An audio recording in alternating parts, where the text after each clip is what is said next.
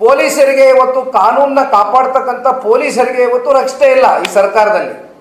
ಉದಯಗಿರಿಲಿ ಆದಂಥ ಇನ್ಸಿಡೆಂಟ್ ಪೂರ್ವ ನಿಯೋಜಿತ.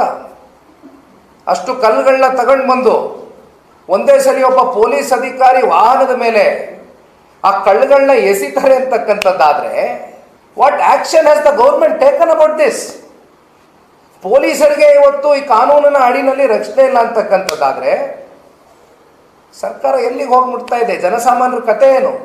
ಅದೇ ಮೊನ್ನೆ ಭದ್ರಾವತಿಗೆ ಹೋಗಿದ್ದೆ, ಇನ್ಸಿಡೆಂಟ್ ಆಯಿತು. ಇಡೀ ರಾಜ್ಯದಲ್ಲಿ ತಾವು ತೋರಿಸಿದ್ವಿ. ಕಾಂಗ್ರೆಸ್ನ ಶಾಸಕರ ಸುಪುತ್ರ ಯಾವ ರೀತಿ ಒಬ್ಬರು ಹೆಣ್ಮಗಳು ಅಧಿಕಾರಿ ಮೇಲೆ ಅತ್ಯಂತ ಅವಾಚ್ಯವಾದಂಥ ಪದಬಳಿಕೆ, ಅದು ನಾವು ಬಳಸಲಿಕ್ಕೆ ಆಗೋದಿಲ್ಲ. ಯಾರು ನಾಗರಿಕರು, ಸಂಸ್ಕೃತಿ ಇರ್ತಕ್ಕಂಥ ನಾಗರಿಕರು ಮಾತನಾಡ್ತಕ್ಕಂಥ ವಿಚಾರಗಳಲ್ಲ ಅದು ಮಾಧ್ಯಮದ ಮುಂದೆ. 3-4 ದಿನಗಳ ಕಾಲ ಇಡೀ ರಾಜ್ಯಾದ್ಯಂತ ಸುದ್ದಿ ಆಯಿತು. ಮಾಧ್ಯಮದ ಸ್ನೇಹಿತರಿಗೆ ನಾನು ಧನ್ಯವಾದ ತಿಳಿಸಬೇಕು. ಇಂಥ ಸುದ್ದಿಗಳು ಇವತ್ತು 7.5 ಕೋಟಿ ಕನ್ನಡಿಗರಿಗೆ ಒಂದು ಜಾಗೃತಿಯನ್ನು ಮೂಡಿಸ್ತಾ ಇದ್ದೀವಿ.